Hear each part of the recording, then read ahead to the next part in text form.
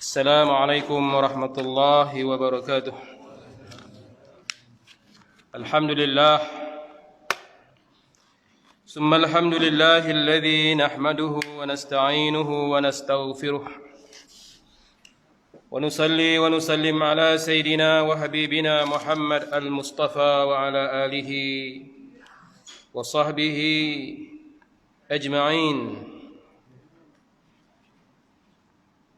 سبحانك لا علم لنا إلا ما علمتنا إنك أنت العليم الحكيم. رب اشرح لنا يا الله صدورنا ويسر لنا أمورنا ولا تعسر علينا واحلل عقدة من لساننا يفقه قولنا. فاعلموا أن أحسن الحديث كتاب الله وخير الهدى هدى محمد صلى الله وشر الأمور محدثاتها وكل محدثة بدعة وكل بدعة ضلالة وكل ضلالة في النار.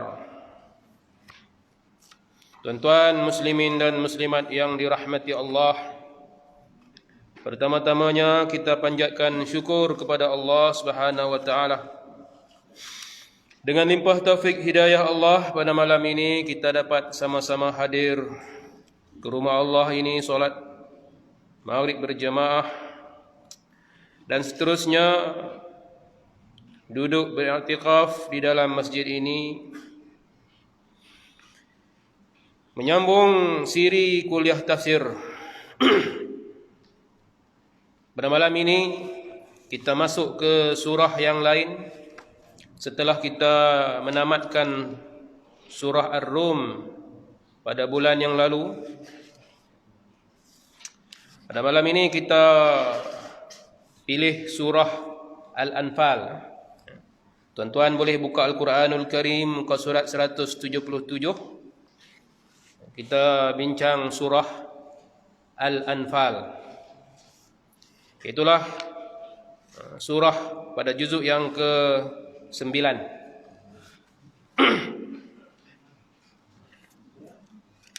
Selepas surah Al-A'raf. Selepas surah Al-A'raf kita akan jumpa surah Al-Anfal.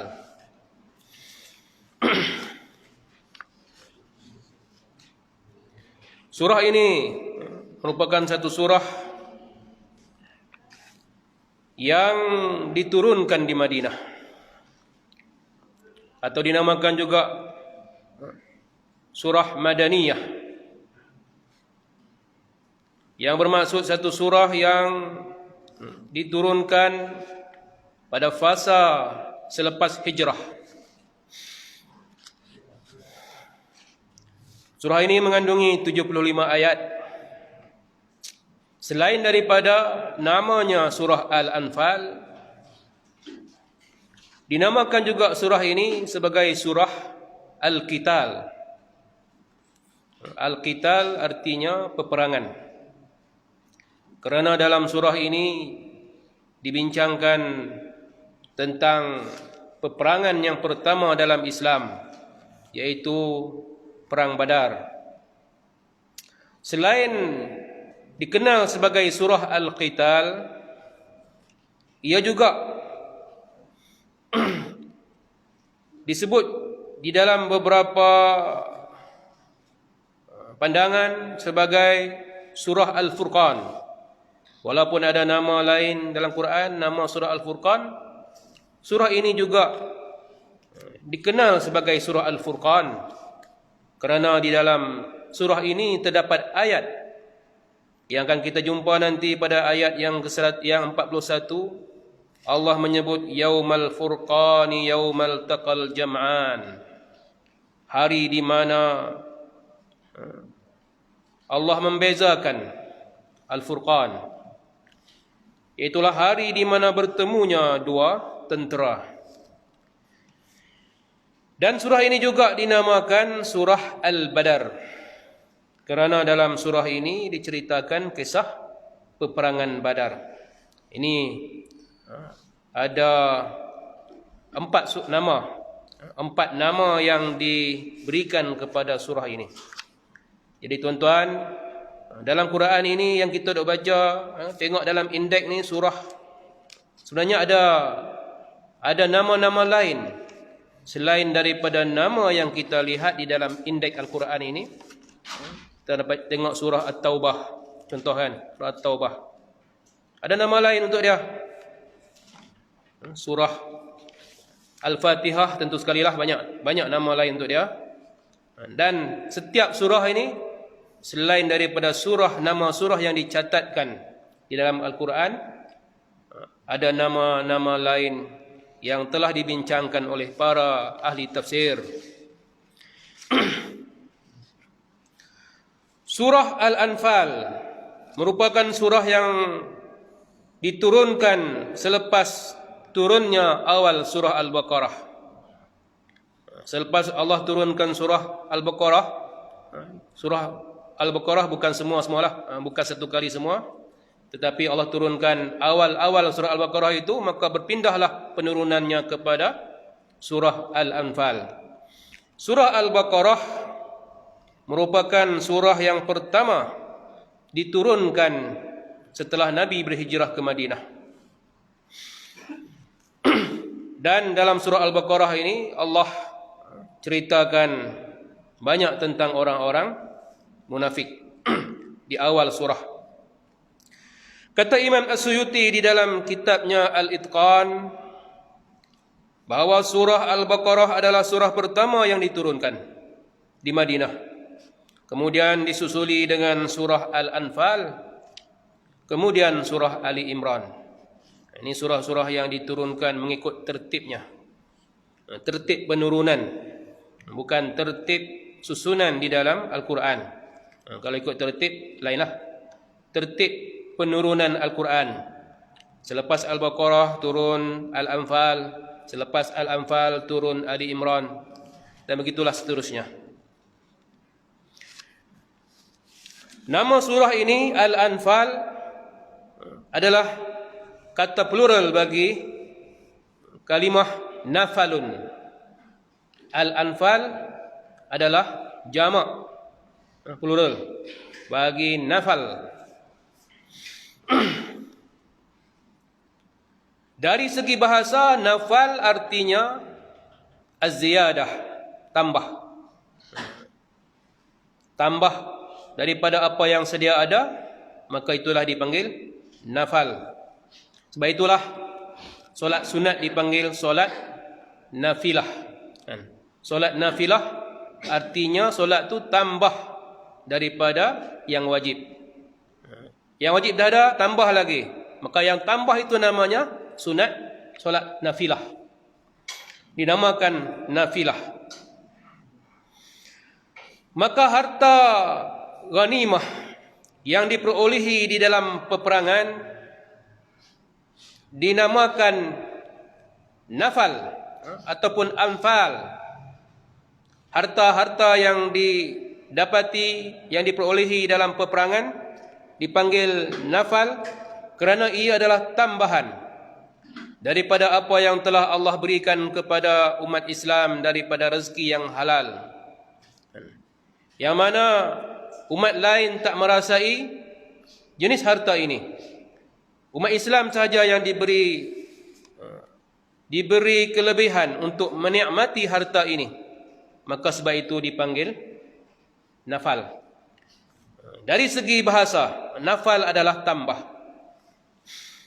Manakala dari segi istilah, perkataan anfal yang menjadi tajuk surah ini merujuk kepada harta tertentu yang diberikan oleh pemimpin umat Islam kepada para mujahidin sebagai tambahan daripada harta ghanimah yang menjadi hak mereka.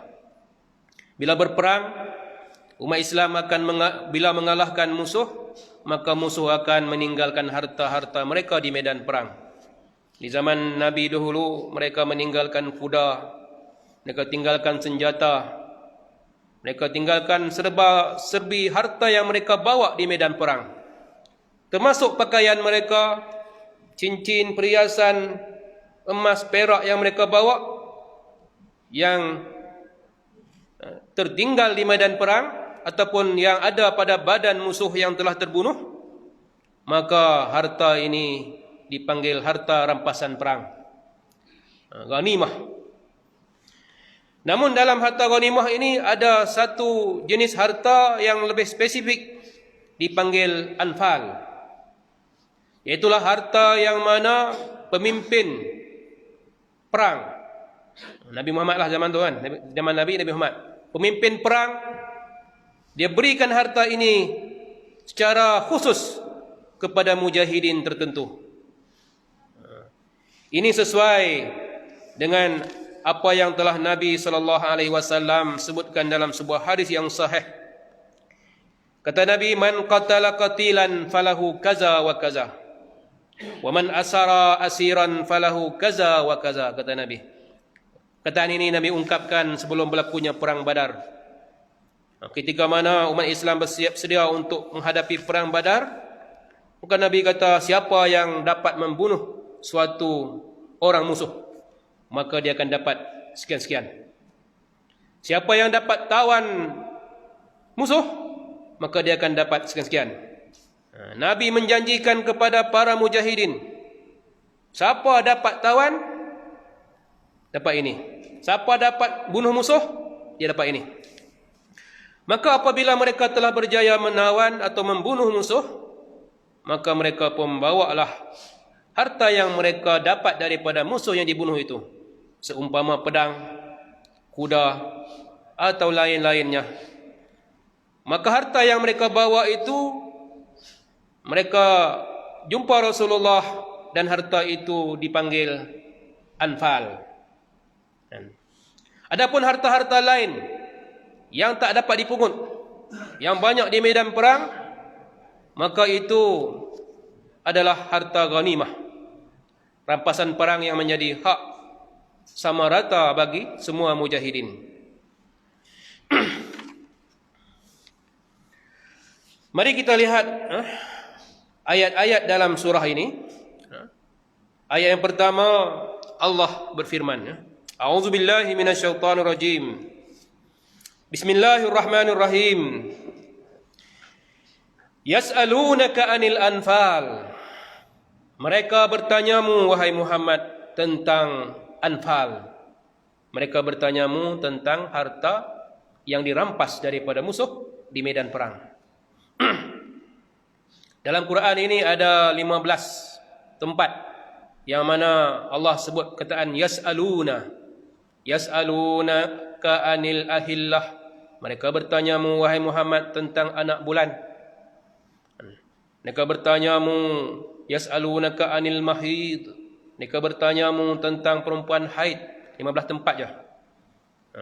Sejauh Al-Quran ini diturunkan, tak banyak para sahabat bertanya Nabi. Sebab mereka merasa takut untuk bertanya dengan Nabi. Sebab pertanyaan kepada Nabi itu menimbulkan ketidaksenangan daripada Nabi. Mereka takut pertanyaan itu merupakan suatu kederhakaan. Kerana banyak tanya, bukankah mereka ini disuruh melaksanakan apa yang Nabi perintah? Laksanakan yang ditanya. Itu lebih baik. Kerana bila ditanya, banyaklah masalah akan timbul. Hal ini telah Allah sebutkan di dalam beberapa tempat dalam Quran mengenai bahaya banyak bertanya. Seumpama kisah Bani Israel di zaman Nabi Musa, yang mana Musa perintahkan kepada mereka supaya sembelih seekor lembu. Bila mereka mengadu pada Musa tentang kes pembunuhan yang berlaku di dalam masyarakat Bani Israel, Musa kata sembelih lembu. Tapi mereka tanya pula, lembu macam mana? Lembu yang macam mana? Kami tak jelas ni. Musa pun cerita, Allah memberitahuku bahawa lembu yang perlu kamu sembelih itu adalah lembu yang tidak digunakan untuk bajak di sawah, bukan untuk bekerja. Kemudian mereka tanya lagi, tak jelas lagi, lembu yang macam mana pula? Warna apa? Lalu Nabi Musa kata, lembu itu berwarna kuning kekuningan. Jadi mereka bertanya dan terus bertanya sehingga pertanyaan itu menambahkan kesukaran mereka untuk mencari lembu. Lembu yang sepatutnya mudah didapati. Akhirnya hampir-hampirlah mereka tak dapat menemui lembu yang disifatkan itu. Sehingga apabila mereka jumpa lembu itu, mereka terpaksa membelanjakan harta yang begitu banyak. Harta yang menjadi sebab mereka bunuh orang kaya itu, saudara mereka, bapa saudara mereka. Akhirnya surut, habis digunakan untuk membeli lembu. Lembu yang digunakan sebagai alat untuk mencari siapakah pembunuh lembu tersebut. Jadi akhirnya mereka sendiri yang kena. Kisahnya disebutkan dalam surah Al-Baqarah. Kisah Bani Israel bertanya Nabi Musa tentang jenis lembu. Maka demikian perangai Bani Israel, umat Islam, apabila berhadapan dengan Rasulullah sallallahu alaihi wasallam, mereka tidak banyak bertanya. Ada juga yang datang bertanya kepada Nabi tapi bukan dari kalangan sahabat yang dekat dengan Nabi. Sahabat yang dekat, mereka tahu batas-batas pertanyaan. Yang banyak tanya Nabi ini adalah orang-orang Badui terutamanya. Mereka akan datang ke Madinah dan mereka bangsa yang jenis kurang adab, orang kampung yang tidak tahu tata susila hidup masyarakat bandar. Maka mereka bila jumpa Nabi, mereka lontarkan berbagai-bagai pertanyaan. Para sahabat Nabi di kota Madinah, apabila datang orang Arab Badui, mereka ternanti-nanti. Apa pertanyaan yang akan dia tanya ini? Mudah-mudahan kita boleh tumpang tahu jawapannya. Begitulah sikap para sahabat, mereka sendiri nak tanya, tak mau. Kalau ada orang Badui datang kota Madinah, mudah-mudahan ada pertanyaan. Pada suatu ketika Nabi SAW naik atas mimbar dalam keadaan mukanya merah. Baginda Rasulullah SAW pun berkata, tidak ada satu pertanyaan yang kamu tanyakan kepada aku pada hari ini akan kujawab semuanya, kata Nabi. Selama mana aku berdiri di atas mimbar ini. Nabi marah kerana banyak sangat bertanya. Buat tidak? Tanya banyak. Jadi Nabi kata, tanyalah. Nabi cabar mereka semua supaya bertanya. Dalam keadaan Nabi cabar bertanya itu, ada satu orang sahabat. Satu orang laki-laki lah. Bukan sahabat lagi. Satu orang laki-laki, sahabat juga. Tapi orang ini tak disebut siapa namanya. Dia tanya, ya Rasulullah, di mana kesudahanku? Aku ni kat mana nanti? Di hari akhirat nanti aku kat mana? Nabi jawab, finnar, dalam neraka. Kan? Tanya sangat. Akhirnya dapat jawapan. Nabi kata, dalam neraka. Para ulama mengatakan yang bertanya itu adalah orang munafik. Orang munafik yang duduk dalam masjid Nabi. Orang zaman Nabi ini ada munafik yang berpura-pura. Mereka sembahyang sama orang Islam, duduk dalam majlis Nabi Muhammad. Jadi dia pun tanya dan Nabi jawab, finnar. Lalu bangkit seorang sahabat yang lain bernama Abdullah bin Huzafah. Dia pun tanya lagi. Dia tanya soalan pula. Ya Rasulullah, man abi? Wahai Rasulullah, siapa bapakku? Takkan kau tak tahu bapak engkau kan? Tapi dia nak tanya. Siapa bapakku? Jadi soalan-soalan picisan yang ditanya kepada Nabi. Nabi kata, abuka Huzafah. Bapak engkau Huzafah. Lalu dia pun duduk. Lalu Nabi kata, tanya lagi. Tanya. Nabi ulang ketiga kali sehinggalah Umar Al-Khattab radhiyallahu anhu bangkit lalu berlutut di depan mimbar sambil berkata, raditu billahi rabba, radina billahi rabba, wa bil islami dina, wa bi Muhammadin nabiyyan wa rasulah. Jadi Umar Al-Khattab dia cut. Dia tak mau lagi orang duk tanya-tanya. Dia kata, kami redalah Allah sebagai Tuhan, Islam sebagai agama, dan Rasul sebagai Muhammad sebagai Rasul. Akhirnya Rasulullah pun tidaklah lagi mengulang-ulangkan cabarannya supaya bertanya. Jadi pertanyaan ini ada situasi yang dicela dan ada situasi yang dibenarkan. Allah sendiri dalam Quran menggesa kita supaya bertanya. Was'alu ahla zikri in kuntum la ta'lamun, kata Allah, bertanyalah oleh kamu kepada orang yang tahu jikalau kamu tak tahu. Jadi tanya untuk tujuan mendapat ilmu, maka ia adalah disarankan oleh Allah Subhanahu Wa Taala. Akan tetapi pertanyaan-pertanyaan yang tak perlu, yang perlu kita elakkan. Para ulama telah menyebutkan beberapa jenis pertanyaan, sekadar menyebut beberapa jenis pertanyaan yang dilarang oleh agama ialah antara lain pertanyaan tentang sesuatu yang tidak ada faedah dalam agama. Sebagaimana yang telah saya sebutkan tadi ayat, wa yas'alunaka 'anil ahillah, mereka bertanya wahai Muhammad tentang bulan sabit. Para sahabat Nabi ni tanya, bulan sabit ni kenapa kecil kemudian jadi besar ya Rasulullah? Pertanyaan ini tidak ada manfaatnya dalam agama. Kalau kau tahu apa faedahnya, maka Allah tidak jawab pertanyaan mereka itu sebagaimana yang mereka mau. Kata Allah, mereka bertanyamu tentang bulan sabit.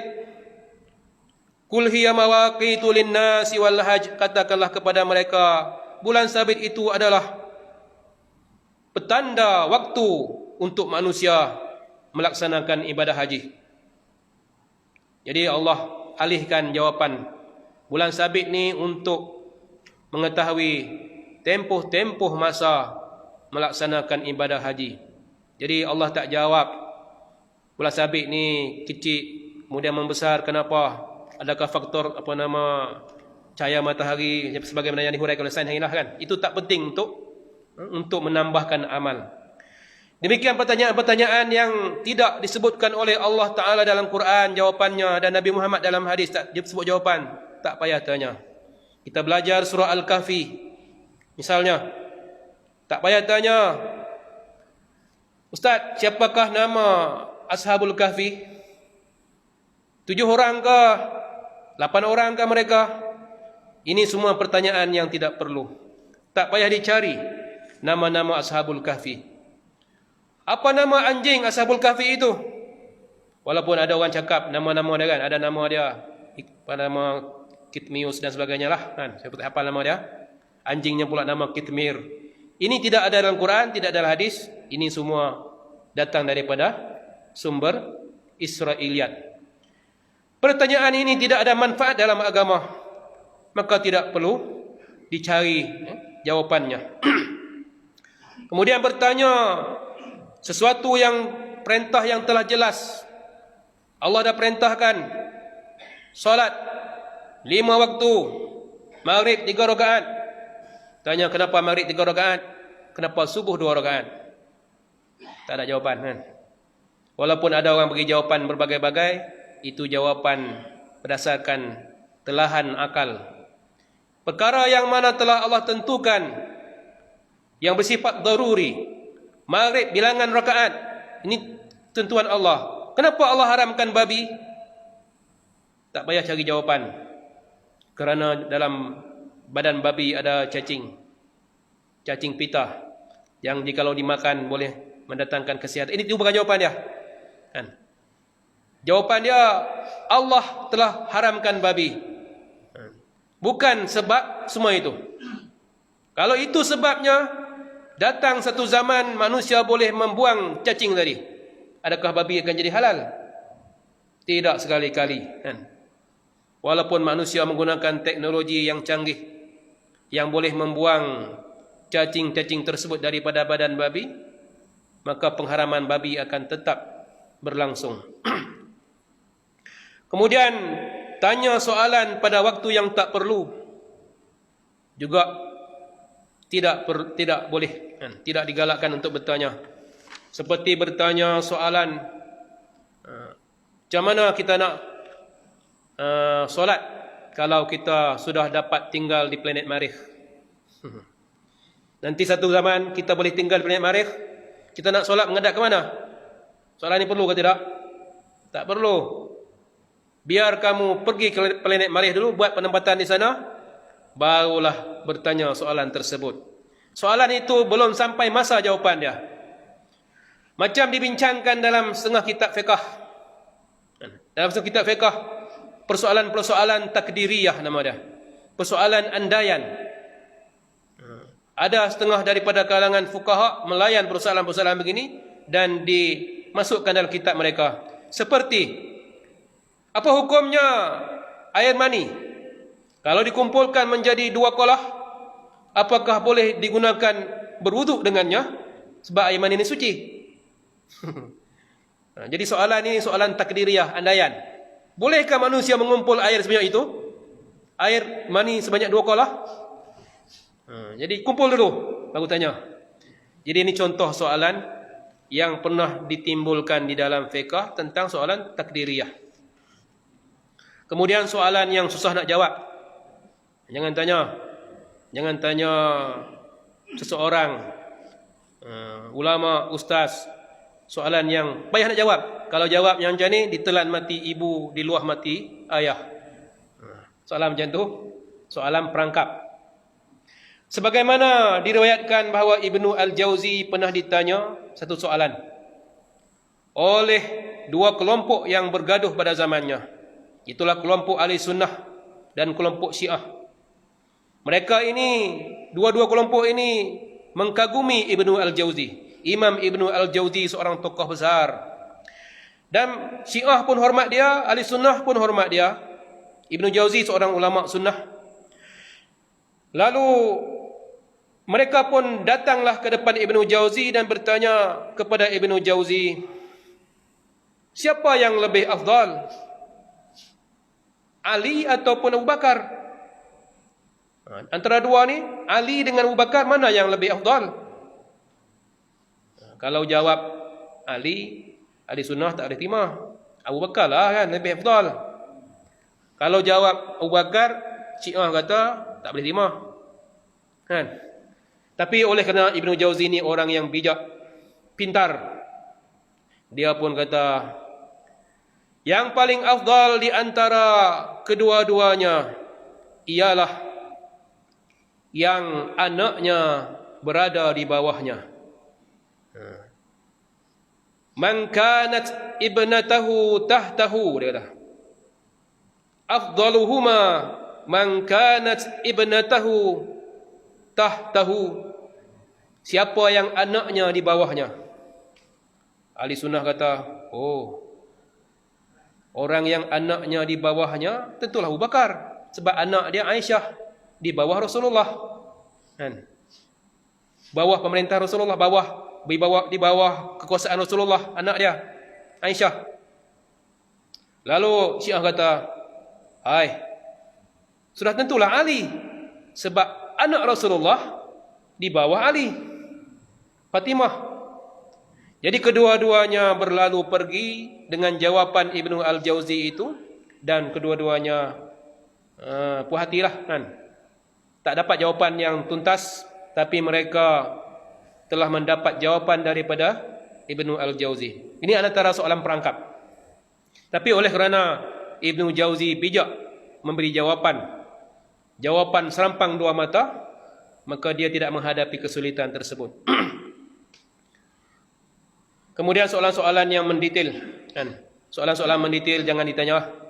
Soalan-soalan mendetail ni seperti yang pernah berlaku pada zaman Sayyidina Umar Al-Khattab. Pada suatu hari dia berjalan, jumpa suatu telaga. Bila jumpa telaga ni, maka teman Umar Al-Khattab, Amr bin Al-As jalan dengan Umar. Maka Amru pun tanya kepada tuan punya telaga. Dia kata, "Ya tuan telaga, telaga ini bekas minuman binatang buas atau tidak? Beritahu kami." Umar bila mendengar pertanyaan Amru bin Al-As, sahabat Nabi, dua sahabat Nabi, dia kata, "Wahai pemilik telaga, jangan ceritakan pada kami tentang itu." Jadi tak ceritalah. Jadi para ulama mengatakan, kenapa Umar membantah? Sebab ini soalan, pertanyaan mendalami. Kalau jumpa air telaga nak berwuduk je lah. Jangan duk tanya, telaga ni pernah binatang buas, babi ke, anjing ke, mai minum tak? Tengok tak ada tanda-tanda, gunalah. Demikian dalam kisah yang lain, Umar berjalan-jalan di satu tempat, lalu air daripada atas jatuh menimpa dia. Sahabat Umar pun bertanya, "Ya tuan bumbung, ya tuan lonteng, tuan apa nama? Atas kan? Lonteng kan? Ya tuan lonteng, air ini najis atau bersih?" Maka Umar pun kata, "Ya tuan lonteng, jangan beritahu kami. Jangan beritahu kami." Jadi bila air jatuh, jangan sirik. Ini air bersih ke air najis? Ini maksudnya bertanya tentang soalan-soalan yang mendalami. Dan ini banyak dalam soal fiqh lah. Kita pergi masuk di satu tempat pasaraya lah, tengok-tengok apa daging di kawasan di kawasan yang dijual ada cok halal semua. Kita pergi tanya, daging ni siapa sembelih?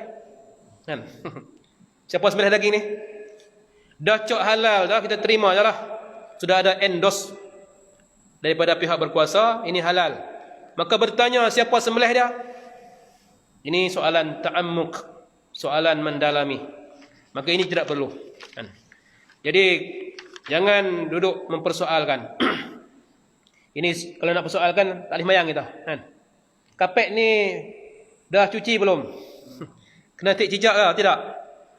Maka kita akan mempersoalkan itu dan ini, akhirnya menimbulkan kesukaran kepada kita. Jadi agama tidak menyuruh kita untuk mendalami sesuatu.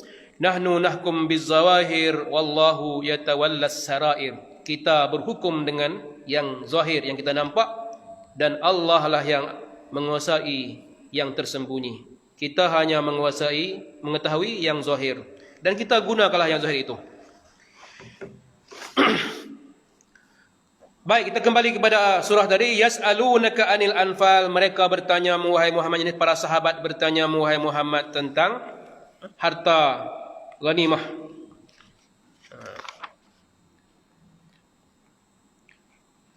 Ayat ini diturunkan kerana beberapa sebab. Sebagaimana yang diriwayatkan di dalam beberapa riwayat. Yang pertama, riwayat daripada Sa'ad bin Abi Waqqas. Beliau telah berkata pada perang Badar, dalam peristiwa perang Badar, dia telah membunuh seorang musuh yang bernama Al-As bin Sa'id bin Al-As, dan merampas pedangnya yang bernama Zulkatifah. Pedang dia ada satu pedang yang istimewa, nama dia Zulkatifah. Dia pun rampas pedang tu. Lalu pedang tadi pun dia bawa berjumpa dengan Rasulullah. Maka dia pun kata, "Ya Rasulullah, berikan pedang ini kepadaku sebagai harta rampasan. Aku dah rampas daripada musuh dan nafal. Aku dah nafal harta ini daripada musuh yang kubunuh." Itulah Al-As bin Sa'id bin Al-As. Maka kata Rasulullah sallallahu alaihi wasallam, "Letakkan kembali pedang itu ke lunggukan harta ghanimah." Ghanimah dikumpulkan, kata Nabi, lunggukkan di sana. Letakkan di lunggukan dia. Maka Sa'ad bin Abi Waqqas pun berlalu pergi sambil hatinya mendengkam. Hatinya merasa tak puas kan? Sebab dia kata, adikku mati terbunuh dalam perang ini. Adik dia nama Uwaimir bin Abi Waqqas. Mati terbunuh dalam perang itu. Dan dia pula dapat membunuh musuh. Tapi tak dapat apa? Nak dapat pedang tak boleh. Maka dia pun merasa keliru. Adakah patut atau tidak ini? Uwaimir ni dia ketika mati terbunuh umurnya baru 16 tahun. Adik kepada Sa'ad bin Abi Waqqas, sahabat Nabi ni. Sa'ad bin Abi Waqqas ni sahabat hebat. Sahabat yang mencatat sejarah dengan tinta emas kelak pada zaman Umar Al-Khattab menjadi khalifah. Dialah yang telah memimpin pasukan menyerbu Madain yang mengakibatkan runtuhnya kerajaan Parsi. Sa'ad bin Abi Waqqas, dia berjasa besar kerana melebarkan pemerintahan Islam di wilayah Parsi dan menamatkan sejarah keagungan Parsi. Dialah orang pertama yang melemparkan anak panah dalam Islam. Dalam perang Badar, dialah orang pertama yang tarik anak panah lepas. Ini Sa'ad bin Abi Waqqas. Dia ada adik nama dia Uwaimir. Dan kedua-duanya ini masuk Islam di peringkat awal. Uwaimir telah terlibat masuk dalam perang Badar walaupun Rasulullah kata jangan, kau masih muda. Tapi dia menangis, dia merayu. Akhirnya Rasulullah membenarkan dia masuk. Dan bila dia masuk, dia mati terbunuh syahid. Dan yang membunuhnya adalah seorang panglima hebat tentera Quraisy yang bernama Amru bin Abdul Wud Al-Amiri. Ini jagoan Quraisy yang ditakuti. Kalau kita baca sejarah dalam perang Khandaq, Amru bin Abdul Wud Al-Amiri ini dia berjaya melompat parit dengan kudanya yang tangkas sambil melaung, mana tentera muslimin, orang Islam yang berani lawan saya? Seorang tak berani. Seorang tak berani tampil. Tiada Umar, tiada Abu Bakar, tiada Sa'ad bin Abi Waqqas atau siapa saja yang pahlawan-pahlawan gagah tak berani keluar. Sebab tengok Amru bin Abdul Wud yang telah melompat parit dengan kudanya mencabar. Sehingga Ali bin Abi Talib minta kepada Rasulullah, ya Rasulullah, izinkan aku berhadapan dengannya. Kata Nabi, dia Amru bin Abdul Wud Ali. Kau tak kenal lah kan? Lalu ada Amru bin Abdul Wud Al-Amiri pun jerit lagi, siapa berani lawan aku? Ali tak tahan, dia kata, ya Rasulullah, izinkan aku. 3 kali Ali minta, barulah Rasulullah benarkan. Maka mereka pun bergelutlah sehingga debu-debu berterbangan. Kedua-dua pihak tertanya-tanya, siapa menang? Siapa terbunuh? Sehingga debu-debu bersurai. Akhirnya mereka nampak Amru bin Abdul Wud telah tergeletak mati dibunuh oleh Ali, satu orang pahlawan yang masih muda belia, lawan veteran perang sehebat Amru bin Abdul Wud. Jadi Amru bin Abdul Wud inilah yang telah membunuh Uwaimir, adik Sa'ad bin Abi Waqqas. Maka Sa'ad bin Abi Waqqas dia letak balik, dia kata selepas dia letak itu turunlah ayat ini. Wa yas'alunaka 'anil anfal. Maka Nabi pun panggil balik, ya Sa'ad bin Abi Waqqas, bawakan pedang Zulkatifah dan ambillah olehmu pedang itu. Maka Nabi pun berilah kepada Sa'ad bin Abi Waqqas pedang itu sebagai milik dia. Dalam riwayat lain mengatakan, dalam riwayat Ibnu Hisham, dalam sirahnya, Ubadah bin Samit ketika ditanya tentang sebab turunnya surah Al-Anfal ini, kata Ubadah, ia diturunkan kepada kami para tentera Badar ketika mana kami berkhilaf tentang Anfal, lalu Allah cabutkan hak Anfal itu daripada kami dan diserahkan kepada Rasulullah, dan dialah yang membahagikan kepada kami. Dalam riwayat Ibnu Abbas, sebagaimana disebutkan dalam Abu Daud, Nasa'i dan Ibnu Hibban, menyatakan bahawa surah ini diturunkan kerana berlaku pergeseran di kalangan veteran dengan pemuda. Dalam perang Badar ini, apabila Nabi telah berkata siapa yang dapat membunuh satu musuh, dia akan dapat sekian. Maka para pemuda yang gagah perkasa, yang berani, mereka pun menuju ke medan perang, ke tengah-tengah musuh, lalu mereka dapat membunuh. Sedangkan orang tua-tua, syekh-syekh yang dah tua ni, sahabat-sahabat Nabi yang berumur 50, 60, mereka duduk di bendera. Mereka duduk di kubu. Apabila menang, mereka bawa balik harta ghanimah, maka veteran kata, kami pun ada hak kan? Kami pun ada hak. Bagi ke kami sama. Yang pemuda tadi kata, mana boleh kan? Ini hak kami. Kami yang dapat. Lalu kata Ibnu Abbas, dalam riwayat ini, maka berlakulah keburukan akhlak. Akhlak kami pun menjadi buruk ketika itu kerana berebut harta ghanimah. Lalu Allah pun turunkan ayat ini, memberitahu kami bahawa hak itu dicabut dari kami dan diserahkan kepada Nabi. Qulil anfalu lillahi war rasul, katakanlah wahai Muhammad, harta ghanimah anfal itu bagi Allah dan Rasul. Hampa gaduh sangat. Semua yang kamu dapat tu bagi ke Allah dan Rasul.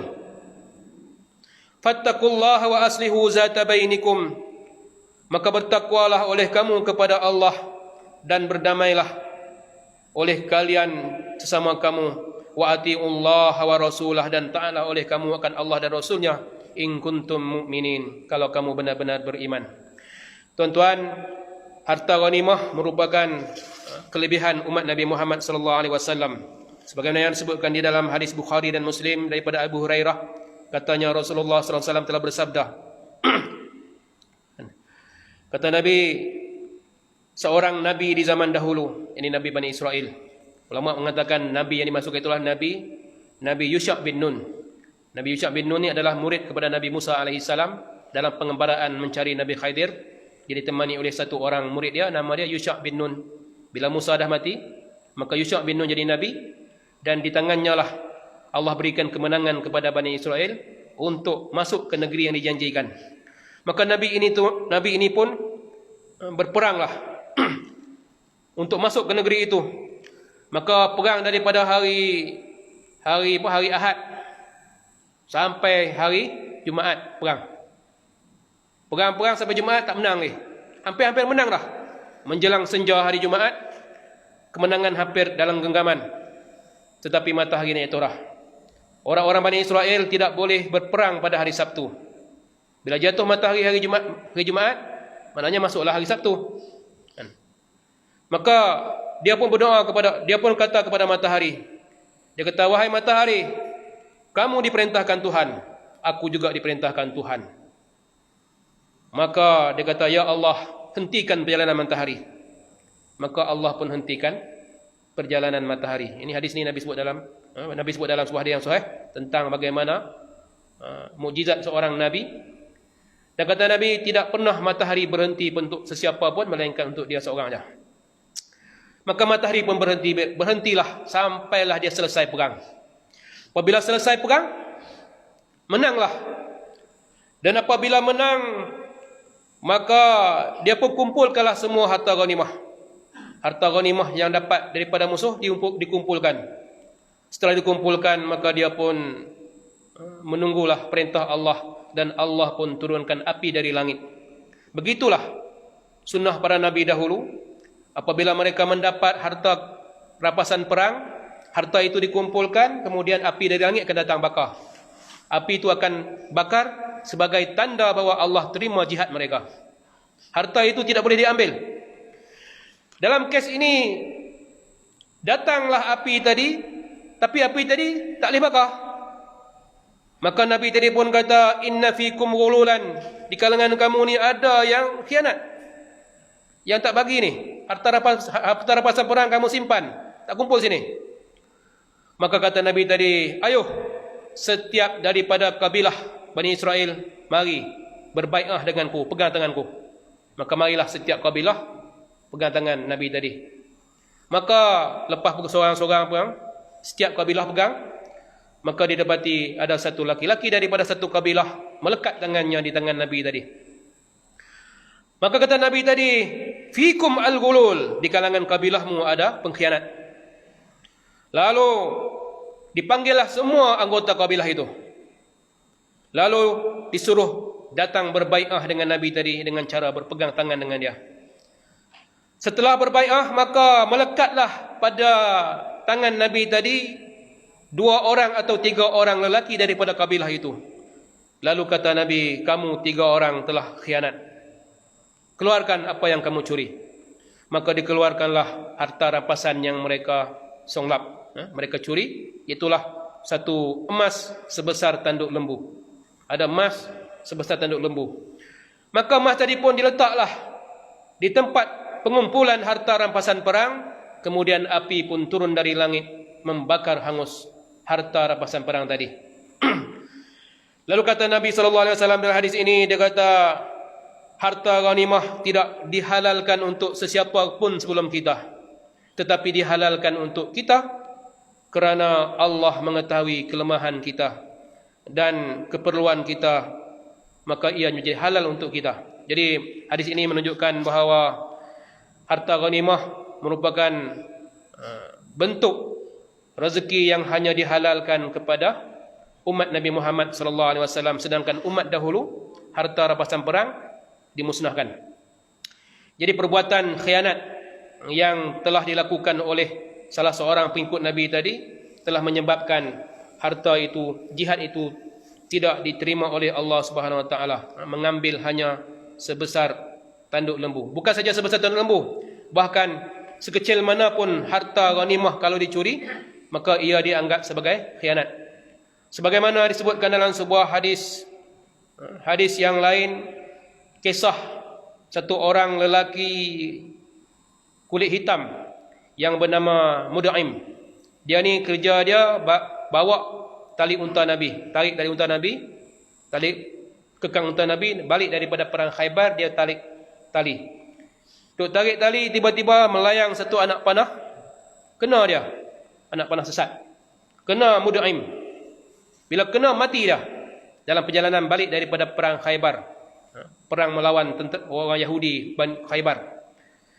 Maka para sahabat Nabi pun kata, hani'an lahul jannah, aduhai, syukurlah untuk dia syahid. Mereka kalau syahid seronok kan, hani'an lahul jannah, kata mereka. Tapi Nabi kata apa? Kalla, sekali-kali tidak. Wallazi nafsi biyadih, demi yang jiwaku berada di tangannya, inna syamlata allati akhaza yawma Khaybar minal maghanim lam tusibhal maqasim la tashta'ilu alaihi nar.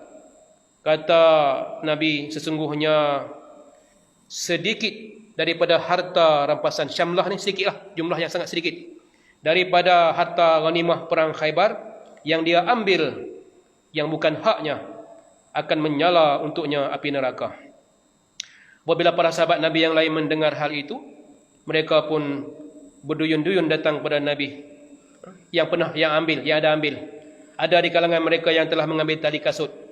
Tali kasut saja. Tali kasut yang jatuh di medan perang dia ambil, dia simpan untuk dia. Dia pun bagi kepada Nabi. Nabi kata, syirakun au syirakani minan nar. Sehelai tali kasut atau 2 itu merupakan habuan neraka. Ini gulul di dalam mengambil harta ghanimah. Daripada hadis ini menjadi dalil bahawa perbuatan mengambil harta orang ramai adalah perbuatan yang menjadi akibat masuk neraka. Orang yang mengambil harta orang ramai, tak kiralah siapa saja yang ambil harta orang ramai, sama ada dia majikan, sama ada dia bos ataupun pekerja ataupun menteri, pemimpin, ambil harta orang ramai walau sekecil itu, maka dia tidak mudah untuk bertaubat. Dan taubat dia bukan pergi Mekah taubat kan, no. Dia kena pulangkan balik harta itu, walau hanya sekupang kan. Walau hanya sekupang yang dia ambil, maka ia akan menjadi sebab masuknya neraka. Jadi walaupun dia mati syahid, sahabat Mud'im tadi mati syahid, tapi syahidnya tak ada makna. Syahidnya tak boleh menyebabkan dia masuk syurga, gara-gara dia telah mengambil secebis daripada harta orang ramai yang bukan hak dia dalam harta ghanimah. Maka inilah prinsip Islam di dalam pengurusan harta orang ramai. Jadi tuan-tuan, kita hanya sempat membicarakan satu ayat daripada awal surah Al-Anfal. InsyaAllah kita akan sambung dalam kuliah yang akan datang ayat-ayat seterusnya. Biqadri haza wa astaghfirullahal azim. Wassalamualaikum warahmatullahi wabarakatuh. Bismillahirrahmanirrahim. Allahumma alimna ya Allah ma yanfa'una wanfa'na ma 'allamtana. Allahumma faqihna fid din wa 'allimna at-ta'wil. Wa sallallahu ala Muhammad walhamdulillahi rabbil alamin.